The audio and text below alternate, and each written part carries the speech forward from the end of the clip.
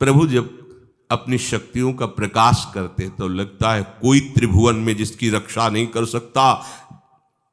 उसकी रक्षा के लिए मां भवानी दुर्गा अपना भयानक रूप धारण करके महिषासुर आदि दैत्यों का मर्दन करती है। प्रभु है उस रूप में, दूसरा नहीं है। तो उनकी सामर्थ्य कितनी है? दुर्गा कोटि अमित अरिमर्दन। हरि की सामर्थ्य कैसी? अमित दुर्गाओं जैसी। 1 करोड़ अरब नहीं, अमित दुर्गाओं जैसी दुष्टों का मर्दन करने की सामर्थ्य। अमित था नहीं कि कितनी सामर्थ्य है। एक दुर्गा रूप में जब हरि प्रकाशित होते हैं तो त्रिभुवन में कोई सामने खड़ा होने वाला नहीं होता। मां भवानी जिस समय अपने स्वरूप में आती किसी की ताकत नहीं है। ये शुंभ निशुंभ इतने बलवान दैत्य थे, त्रिभुवन में कोई इनका बाल बांका भी नहीं कर सकता था। स्मरण किया समस्त देवताओं ने तो भगवान से ही शक्ति का प्रादुर्भाव हुआ। इतना सुंदर रूप मां भगवती का। शुंभ निशुंभ के पार्षद घूमते रहते थे, उन्होंने देखा, जाके बताया कि आपके महल में जितनी सुंदरियां उसकी दासी बनने योग्य भी नहीं, ऐसी सुंदरी का हमने दर्शन किया। बोले मेरा जाके परिचय बताओ। बोले ऐसा नहीं लगता कि आपके परिचय बताने से केवल आ जाएंगी। तो उनका अगर ऐसा नहीं तो केश कर्षण निर्धूता गौरवा मां गरिष्यति। उसके गौरव को धूल में मिलाते हुए बाल पकड़कर घसीट कर हमारे पास लाओ। मार्कंडेय पुराण। उनके पार्षद गए और बताया हमारे मालिक शुंभ निशुंभ है, उनका आदेश है कि आप महल में चलो और आदर सहित, अगर आप ऐसा ना करती हैं तो मैं आपका निरादर करते हुए बाल पकड़कर घसीटते हुए ले जाऊंगा। देवी जी ने मुस्कुरा दिया और कहा अपने मालिक से कह दो जाकर के कि हम उसी की आज्ञा पालन करती जो हम पर युद्ध में विजय प्राप्त कर ले। वो जाके बोले हाँ वो तो मतवाले, त्रिभुवन में कोई जोड़ ही नहीं था। आए और उद्दंडता पूर्वक वचन बोलने लगे। माता जी ने कहा बस तब तक बोल ले जब तक मैं मधु का पान कर रही हूं। बस ये पान करते ही तेरी जीवन लीला समाप्त हो जाएगी। ऐसा ही हुआ। जो ही पान करके सिंह पर सवार होकर गर्जना की, सारा का सारा अहंकार धूल दूषित हो गया, काट के फेंक दिया। ऐसी अनंत अमित दुर्गाओं जैसी सामर्थ्य हमारे प्रभु श्री हरि में, अमित दुर्गाओं जैसी, क्योंकि अनंत शक्तियों के स्वामी हैं। उनकी लीला में क्यों में हो? अरे वो जब करुणा करते हैं, अपनी महिमा से उतरते हैं, तो भक्त जब ऐसे कर देता है तो डरप जाते हैं। माधोदास बाबा ने कहा नहीं चलना तुम्हें ब्रज में, हम तुम्हारी कहां तक सेवा देखेंगे, तुम्हें बाल भोग राजभोग। बाबा जी हैं, कभी मिला कभी यहीं रहो। वो बाबा आपके बिना नहीं रह सकते। दोबारा बोल नहीं पाए जगन्नाथ। ये सुन करके हृदय बलिहार होता है। ओ ऐसे सामर्थ्यशाली प्रभु अपने भक्त के प्रेम प्रणय पर भी कितना डरते हैं। ये भक्त नाच पड़ता है। ये कुतर्क की, संशय की वृत्ति यहां प्रवेश नहीं करती। दुर्गा कोटि अमित अरिमर्दन। अमित गिनती नहीं, ऐसी अनंत दुर्गाओं जैसी शक्ति हमारे प्रभु में विराजमान है। शक्र कोटि सत सरिष विलासा। आहा, अरबों इंद्र जैसा विलास प्रभु में। अरबों, एक इंद्र त्रिभुवनपति है, अरबों इंद्र के समान प्रभु का ऐश्वर्य है। और नवशत कोटि अमित अवकाशा। जिस एक आकाश के लिए गरुण जी से कह रहे हैं कि मच्छर से लेके आप तक उड़ते हो पार पाए, बोले ऐसे अरबों आकाश के समान अवकाश है प्रभु में। मरुत कोटि सत विपुल बल। रवि सत कोटि प्रकाश। शशि सत कोटि सुशीतल। समन सकल भव त्रास। आहा, अरबों पवन के समान महान बल है। अगर त्रिभुवन में कोई बल है तो पवन में बल है, वायु बल। बड़े बलवान देवता, बल में इनके समान कोई नहीं। इन्हीं के अंश से प्रकट होते पवन पुत्र हनुमान। और इन्हीं के अंश से प्रकट होते पवन पुत्र भीम, बेजोड़ बलशाली महात्मा। दोनों महात्मा बेजोड़ बलशाली। जेगिर चरण दे हनुमंता, चले उसगा पाताल तुरंता। जिम अमोघ रघुपति कर बाना, ये ही भांति चले हनु। किलकार दे तो राक्षसियों के गर्भ गिर जाते थे, ऐसे महान बली हनुमान जी। और भीम का क्या कहना है, जब ये देव पुष्प उड़ करके आया और द्रौपदी जी को दिया गया, तो द्रौपदी जी ने कहा इसका जोड़ होना चाहिए, इस पुष्प का। सबसे कहा पर किसी ने नहीं सुना। भीम ने कहा कहीं भी मिलेगा मैं इससे लाएंगे। ऋषियों ने समझाया कि आगे मत बढ़ो, ये यक्षों की भूमि है, युद्ध हो जाएगा और तुम्हें तैयारी करनी है हस्तिनापुर के लिए, और तुम इधर, वो सब दिव्य हैं, पवन पुत्र हैं, किसकी माने। अपने वेग को बढ़ाया तो महाभारत में पढ़ के देख लो, इनके चलने के वेग से वृक्ष उखड़ उखड़ कर गिर रहे थे। ऐसे जब चल रहे थे तो चलने के वेग से वृक्ष उखड़ जाते थे भीम के। तो हनुमान जी ने सोचा किसी के समझाए तो समझेंगे नहीं, तो आगे पवन पुत्र ही बैठ गए, बूढ़े बानर का वेश लेकर, लंबी पूंछे से। मार्ग में मर्यादा है, किसी पशु को भी नहीं लांघना चाहिए। विवेकवान उपासक ऐसा नहीं कि कोई सो रहा है पशु भी आप उसे लांघ जाए, ऐसा नहीं। जो विवेक है, जो मर्यादा है, वैसे किसी सोते हुए को लांघना नहीं चाहिए। उन्होंने कहा है वृद्ध बानर, ये अपनी पूंछ हटा ले और मार्ग दे दे, इस समय मैं विशेष कार्य के लिए जा रहा हूं। तो उनका जब कही दिया है वृद्ध, तो आप समझ ही रहे होगे कि वृद्ध में क्या ताकत होती। अब मेरी ताकत पूंछ हटाने की नहीं रह गई है, आपने तो वृद्ध ही कह दिया है, तो आप समझ रहे हो ना, आप पूंछ हटा लीजिए। कहा हमारी आज्ञा की अवहेलना करे, ऐसे उठी नहीं, दोनों हाथ लगाया, नहीं उठी, पूरी ताकत लगा दी। पवन पुत्र भीम की पूरी ताकत लग गई, पूंछ जरा से भी नहीं ली। हाथ जोड़ के खड़े बोले हम समझ गए हमारे बड़े भ्राता आप हनुमान जी हैं, क्योंकि ऐसा कोई बानर सृष्टि में पैदा नहीं हुआ कि मैं उसकी पूंछ ला हिला सकूं। मैं समझ गया। तो मुस्कुराए और बैठ के बोले हमारी आज्ञा मानो, इस मार्ग में मत जाओ, ये देव मार्ग है, ऐसे ऐसे सिद्ध हैं कि आपका अपराध बन जाएगा, आप शाप से युक्त हो जाएंगे, इसलिए मैं आपको मना। बोले प्रभु जब आप कृपा करके आए हो तो हमें वो रूप दिखा दो जो लंका में आपने रूप दिखाया। बोले मत उस बात की चर्चा करो, रहने दो। बोले प्रभु एक बार देखना चाहता हूं कि मेरा बड़ा भाई कितना बलवान है। हनुमान जी ने कहा फिर देख लो।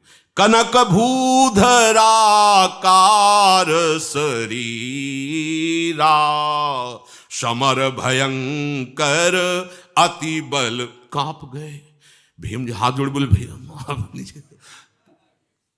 स्वर्णिम कांति, वो भयानक उनका रुद्र रूप, कांप गए भीम, कांप गए। वायु में अगर बल में देखा जाए तो सबसे ज्यादा वायु बलवान है। भगवान कैसे है, मरुत कोट सत विपुल बल, अरबों वायुओं जैसी महान ताकत हमारे प्रभु में है, संशय नहीं। वो अगर छोटी सी कार्य के लिए सहयोग लेते हैं, ए उठवा दो, ऐसा कर, भक्तों के साथ वो विनोद करते, लीला करते हैं, नहीं उनमें बल कितना है। ऐसे पवन पुत्र हनुमान जिनके चरणों को ऐसे गोद में लिए रहते हैं। एक उपनिषद में चरित्र आता है कि असुरों पर विजय प्राप्त करने के कारण देवताओं को गर्व हो गया और सभा में नृत्य गान चल रहा था। भगवान जब किसी पे गर्व करते हुए देखते हैं तो उनको अच्छा नहीं लगता। फिर सृष्टि के विधान के प्रधान अधिकारी सब देवतागण और देवराज इंद्र और उन्मत्तता, विजयश्री में उन्मत्तता आ जाती है। तो भगवान ने एक यक्ष का रूप धारण किया और सभा के प्रधान द्वार पर दिखाई दिए। देवराज इंद्र ने कहा कि पता लगाओ ये कौन है, बिना आज्ञा के बिना सूचना के कैसे आ गया ये, क्योंकि त्रिभुवन पति है ना। अग्नि देवता ने कहा मैं जाता हूं, पता लगा के आता हूं, क्योंकि किसी बलवान का परिचय पूछने के लिए निर्बल को नहीं भेजा जाता। अग्निदेव गए और कहा आप अपना परिचय दीजिए, कौन हो और यहां कैसे आए हो। तो उनका परिचय लेने के पहले हम आपका परिचय जानना चाहते हैं, आप कौन हो।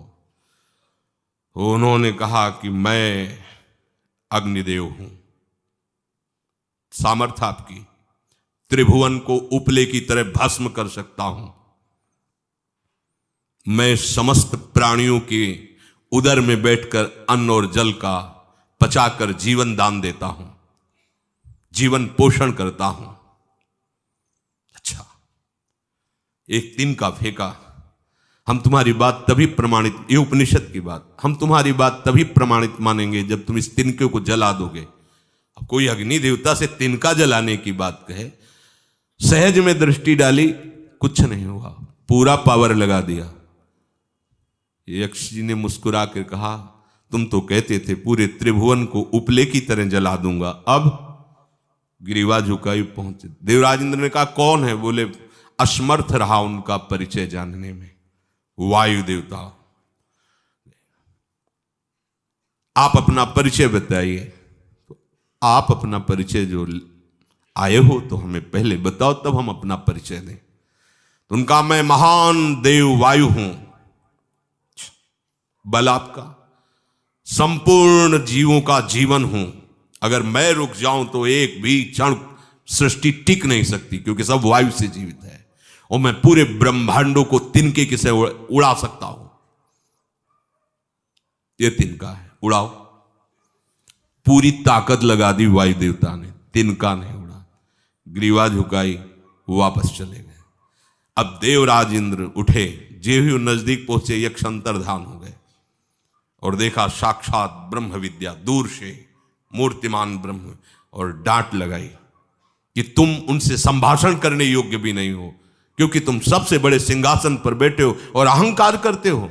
तुम्हारे देवता सब सामर्थ्यहीन है, एक तिनका भी अग्नि नहीं जला सका, एक तिनका भी वायु नहीं उड़ा सका। अरे जिनकी शक्ति से शक्तिमान वो भगवान स्वयं आए हुए थे, कांप गए देव। अहंकार मत करो, जाओ।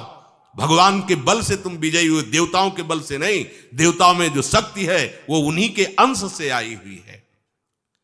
अरबों वायु के समान महान बलशाली हमारे श्री हरि, अरबों सूर्यों के समान उनका प्रकाश, अरबों सूर्यों के समान प्रकाश, अरबों चंद्रमाओं के समान सुशीतलता, समस्त भयों और दुखों का नाश करने वाले प्रभु श्री हरि। काल कोटि सत सरिसती, दुस्तर दुर्ग दुरंत, धूम के तु सत कोटि सम, दुराधरस भगवंत। अरबों कालों की सामर्थ्य, अरब नहीं अरबों कालों की सामर्थ्य भगवान एक काल अनंत ब्रह्मांडों में तांडव मचाए रखा है। अरबों काल, अमित बलशाली, अत्यंत दुस्तर, दुर्गम, दुरांत। कौन? प्रभु श्री हरि। अरबों धूमकेतुओं के समान अत्यंत प्रबल सामर्थ्यशाली प्रभु, अगाध सत कोटि पताला, शमन कोटि सत सरीश कराला, तीरथ अमित कोटि सम पावन, नाम अखिल अघ पूग नशावन। कितने अथाह हैं प्रभु? बोले अरबों पाताल से भी बढ़कर, अरबों पाताल से भी बढ़कर गहरे हैं, कोई था नहीं पा सकता। कितने भयानक हैं? अरबों यमराजों से भी ज्यादा भयानक प्रभु श्री हरि है। अनंत कोटि तीर्थों को भी पावन करने वाले परम पवित्र जिनके श्री चरण है, वो तीर्थपाद श्री हरि है। अनंत तीर्थों की उनका नाम ही संपूर्ण विश्व के पाप समूहों का नाश करने में समर्थ है। हिमगिरि कोटि अचल रघुवीरा, सिंधु कोटि सत समगंभीरा, कामधेनु सम कोटि। आहा, देखो अब किसके सामने तुम्हें हाथ पसारने की जरूरत है? समझो, अगर अपने प्रभु को जान जाओगे, समझ जाओगे, तो फिर कहीं इधर उधर झांकने की जरूरत नहीं, किसी के सहयोग की जरूरत नहीं। कैसे प्रभु? ऐसे वो स्थिर हैं कि जैसे तूफान चल रहा और हिमालय का आश्रय ले लो तो डरने की जरूरत नहीं, कोई भी तूफान हिमालय को उखाड़ नहीं सकता। ऐसे ही कह रहे हैं, अरबों हिमालयों जैसी स्थिरता प्रभु श्री हरि में है। अरबों समुद्रों के समान गंभीर है। कामधेनु सत कोटि समाना,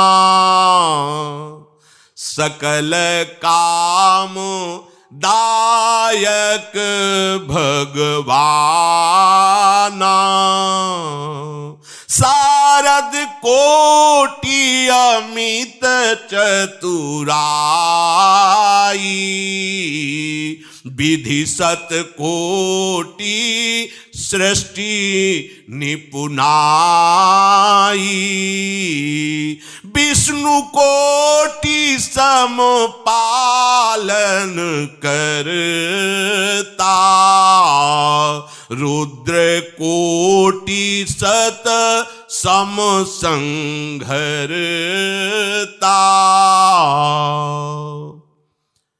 अरबों कामधेनुओं के समान प्रभु श्री हरि हैं। एक कामधेनु मिल जाए तो निहाल हो जाए।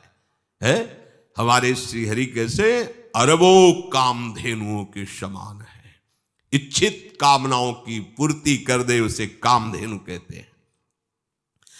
प्रभु में कितनी चतुरता है! अनंत कोटि सरस्वतियों की एक सरस्वती ब्रह्मांडों का संचालन करती है, बुद्धि के अधिष्ठात्र देवी हैं। और यहां क्या, हमारे श्री हरि अनंत कोटि सरस्वतियों की चतुराई समाई हुई है। अरबों ब्रह्माओं के समान सृष्टि रचने में समर्थ। एक ब्रह्मा प्रकट कर दिया, ये वैभव प्रकट हो गया। अरबों ब्रह्माओं जैसी सामर्थ सृष्टि रचना की प्रभु में है। आहा! और अरबों विष्णुओं के समान पालन करने की सामर्थ प्रभु में है। अरबों शंकर के समान संहार करने की सामर्थ्य प्रभु में है। धनद कोटि सत समधन वाना, माया कोटि प्रपंच निधाना, भार धरन सत कोटि अहिसा, निरवधि निरूपम प्रभु जगदीसा। अरबों कुबेरों के समान धनवान है। अरबों मायाओं के समान सृष्टि करने में सामर्थ्यशाली है। अरबों शेष भगवान के समान अनंत भार उठाने में समर्थ है। जगदीश्वर प्रभु श्री हरि की कोई उपमा, कोई सीमा नहीं है। ये उपमा रहित और सीमा रहित है। निरुपम न उपमा आन राम समान, राम निगम कहे, जिम कोटि सत खद्योत समु, रवि कहत अति लघुताल है। यही भांति निज निज मति विलास, मुनीस हरि बखा नहीं। प्रभु भाव गाहक अति कृपालु, सप्रेम सुनि सुख मानहि। प्रभु भाव गाहक अति कृपालु, सप्रेम सुनि सुख मानहि।